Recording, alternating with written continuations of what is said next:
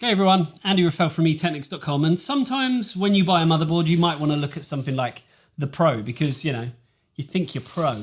Other times you may want to look at something like the Master. But then other times you might want to take it to the extreme. Let's do this.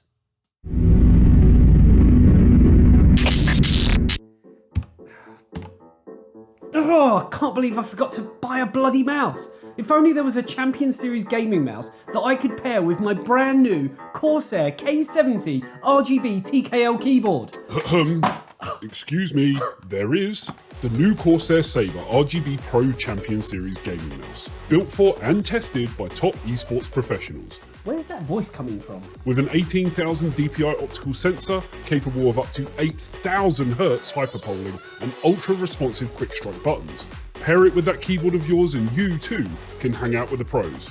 Really? Well, not you, Andy. Oh. But everyone else can. Click the link in the description to find out more. So, Z690 is finally here. We can talk about it, we can unbox things, we can show you a preview. We cannot show you any performance figures as of today, which is the time of publishing, 27th of October, but on the 4th of November, we can actually show you all the wonderful performance figures of not just this board and the Intel 12th Gen processors, but all the other boards that we've got previews of already. So definitely check them out and check out eTeknix.com if you want to read all the write-ups on it. This is the board that we've got, the Z690 Aorus Xtreme. This is the creme de la creme, cream of the crop, top dog from AORUS. And what can we really say about it? I mean, the box doesn't really give too much away. I mean, it looks extreme straight from the get-go. It's got like a fancy little handle and everything. PCIe Gen 5, DDR5, support for Intel 12th Gen. These are the important key features of this. I love these extreme boards because of the boxes they come in. They just look amazing.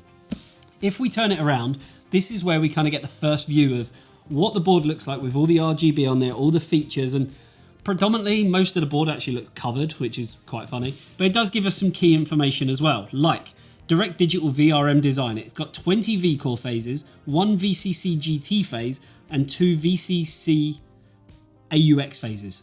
Trying to say all these letters is crazy. 105 amp power stages, which is just absolutely unreal. It's got PCIe Gen 5, so this has actually got 2 PCI Express 5.0 X16 slots, 4 PCI Express 5.0 switches for X8, X8, and 8-layer low signal loss PCB. It's also got DDR5 support, XMP 3.0, thermal reactive armor, which I'm not surprised considering they're 105 amp power stages. It's literally got everything. Wi-Fi 6E, 6 GHz, essential USB DAC, Thunderbolt.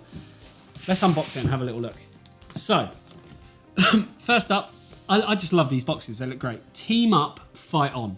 And then we get our first glimpse of the board. There it is. I don't want to sort of give too much away. I want to really sort of get to the board in a little bit. I mean, if I leave it there, you can kind of get a first little look at it, but I want to talk about the accessories that come with it. So we get our stickers for people who want to kind of, put all the stickers on the board, or if they want to put them on their wall or whatever they want to do. We get inside here a few little goodies. So it's all actually in different compartments, so you can kind of, put everything neat and tidy. We have a G connector, which is for basically doing all your front panel connectors. We have 2 USB females to a weird kind of proprietary connector, so I'm guessing there is some device in here that this is going to connect to.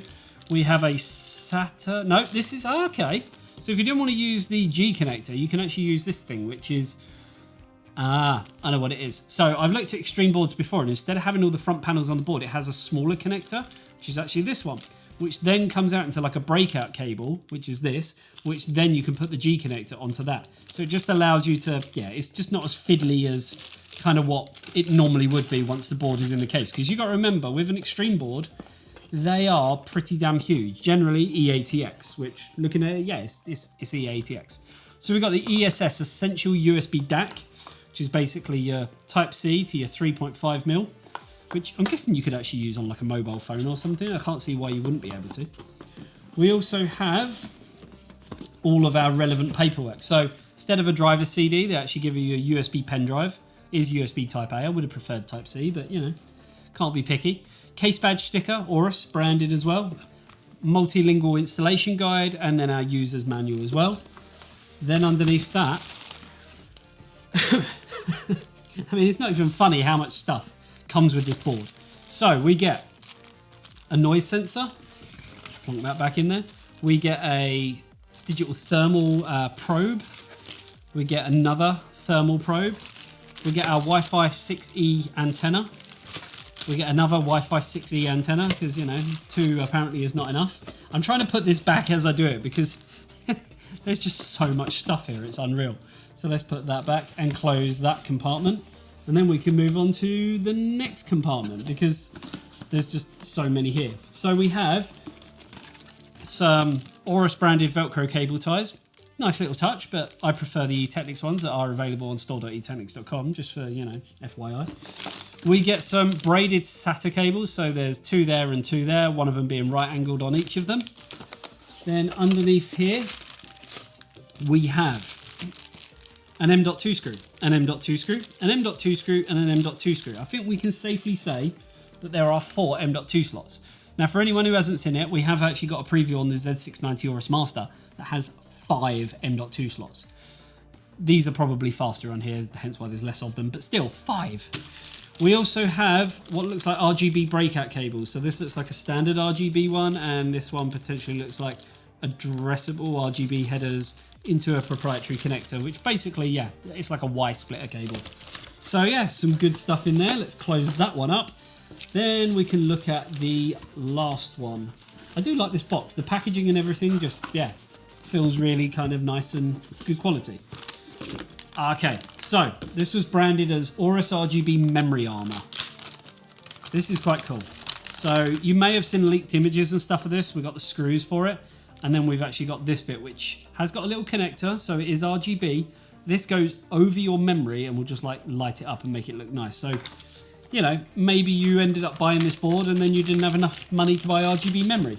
They've got you covered. I know, it's quite funny to sort of think that I don't even know the price of this board, but you know it's going to be quite expensive. So it's quite funny thinking that you're going to need something to add some RGB flair to it. But, you know, we will at some point have a look at what it's like and, you know, it'd be quite cool. So I'll show you where it fits anyway. So moving on to the board, I mean, I don't even know where to start. It's just gorgeous. This is one amazing looking board. You have to admit that looks amazing. And it's quite funny because off camera, we was talking about sort of the boards and everything, and Matt, the cameraman who's currently sitting there, said that the Master was amazing. But come on, look at that. That's good, right? He's nodding his head. It looks absolutely amazing. It is hench. It is EATX. It weighs an absolute ton. It's got a huge heatsink on the back. You can see how I'm sort of teasing. I don't want to show you the front yet. Huge heatsink on the back, which is just covering up everything apart from where you'd put a CPU cooler bracket on. And then when you turn it around, it looks like that. I mean, it's got like a mirror effect on here, which is quite nice. I'm just in awe. Literally, it's like they've tried to cover up as much of the board as physically possible. The only kind of real area of PCB that you could even see is just around the CPU socket, but that's going to be covered by a large like heatsink. So imagine that's all covered up. There's nothing else really to see PCB wise. So there's a little bit at the top. So let's talk about phases. Obviously 105 amp power stage. It's got like, what is it, 22 power phases. You can see all the capacitors and the chokes and everything up here. And it's got just a stupidly large heatsink. I mean, even that heat pipe, normally you expect the heat pipe to connect them, and they're normally kind of, you know, flat and silver and like quite slim. That is one chunky thing. That's like a pipe you'd have in your house, basically. It's just unreal. So, Extreme Series branding up here. I'll give you a first view of kind of, for anyone who hasn't seen it, the LGA 1700 socket. Does kind of open similar to what you had on X299. A little bit different to kind of, you know, your 11.5X. We have DDR5 up here, which has got memory shielding and everything on there. Power-wise, delivery to the CPU, we've got 2 8-pin connectors, which are solid pin, and they've got the metal shielding around there. We've got some fan headers up here. We've also got a temperature sensor connector up here. We've got a debug LED with a little power button and I'm guessing reset. Yep, reset button. Other than that, you can see there's pretty much nothing down here. We do have a Type-C connector, and the reason behind that is everything is right angled. So everything that you need, which is basically all of our fan connectors are here. So all in one place. ATX power here, and it's got this kind of weird thing over the top. I'm not even sure why. It's just kind of, I think you can like lock it into place or something by the looks of it. So you put your 24 pin, then you put that there, and it just makes it look really, really nice. You can open it again and close it again, and I don't kind of see the point, but why not? We have also got these two little connectors there. So this basically goes, if I move the cable out of the way, into there like that, and yeah, sits, obviously with all the screws and everything, sits over your DIMM slots and the lights up saying AORUS and stuff. Quite a cool little design. I mean, it doesn't really serve any like function other than aesthetics, but you know, if you want it, then why not? We also have our front panel connectors here, LED connector there. We've got USB 3.2 Gen 1, 4 SATA ports. Kind of expected more than that, considering there was, I think there was 6 cables, wasn't there? So if there's 6 cables, why is there only 4 SATA ports? A little bit confused by that one, unless they're, I'm trying to look now to see if there's any SATA ports anywhere else. Doesn't look like there is. We also have a noise sensor connector, more fan headers, and also a USB for the USB breakout as well. So at the bottom, which is normally where you'd expect loads of cables and connectors to go, there's nothing. And if you remember on other Extreme boards, you could take this bit off for the HD audio. That's not there either. Everything is on this one side. Design-wise, they've proper gone to town on it. Obviously, we have a large heatsink here, and I will grab my handy dandy eTeknix screwdriver and just take this apart, just so we can sort of see the general layout of the M.2s, because we know there's going to be one under here, which is fine, but where are the rest of them? So got to try and figure out how this actually comes off. Is there one down here as well? Okay, I think this whole thing unscrews. So we've got one there.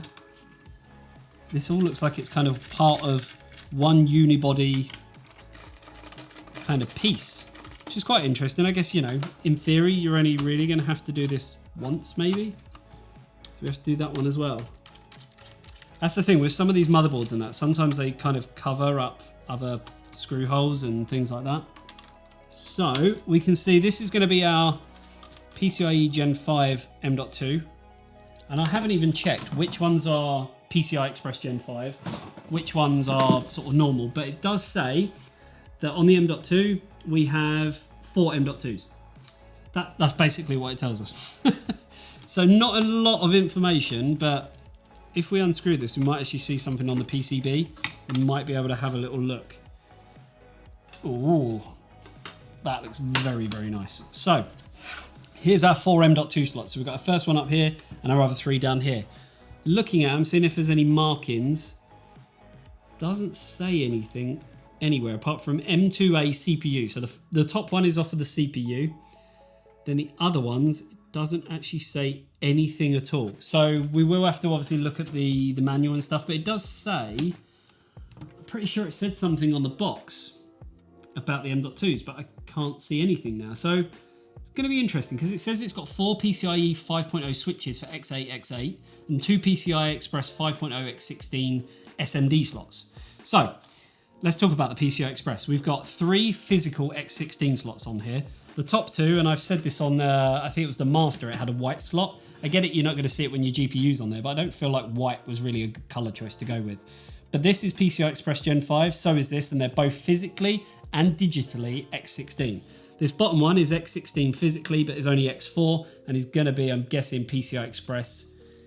Might even be 4.0. No, it's 3.0 X4. So, yeah, but for most people, you're going to have a GPU, maybe a capture card or SATA card or something like that. So, not really, you know, too much needed.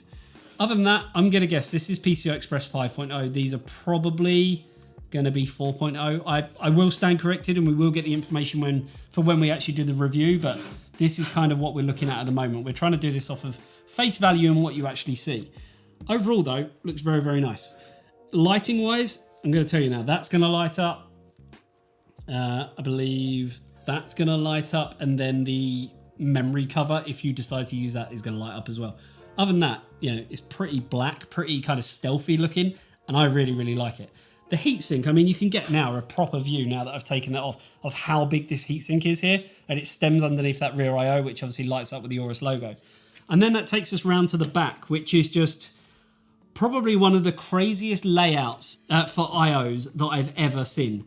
Normally you'd have kind of your audio down here, but they've moved it up to here. They've just really kind of thought about the design choices on this board and where things are going in terms of all the right angle connectors and stuff. So what we've got is Q flash. We've got an ignition button. I'm guessing that's to overclock. Normally you'd expect a BIOS flashback as well as a clear CMOS, but we have got a little clear CMOS here. We've got our Wi-Fi connectors, USB 3.2, line out, mic and SP diff. Like I say, normally they'd be over here. We've got more USB 3.2s, including the BIOS one. Type-C, which are also Thunderbolt. More USB 3.2, more USB 3.2, 10 GBE, 2.5. I mean, there's no USB 2.0s on here. There's no USB 3.0s. It's all 3.2. This has got the very fastest speed USBs you could physically imagine. This board, just looking at it, looks like an absolute beast. And it's got it all. And like I say, not everyone's going to be able to afford this. So if you can't, then they do have other boards like the Master, which we do have a video on as well. So definitely check that one out. Or we've obviously got the Pro, which, you know, has a lot of the features, but a lot less cheaper, a lot cheaper. So there's kind of something for everyone. And we've got video content on all these boards, including ones from Asus and MSI as well. So definitely check them out and be sure to subscribe, because remember, on the 4th of November, I'm going to show you exactly what this board can do in terms of performance. There's a lot to go through.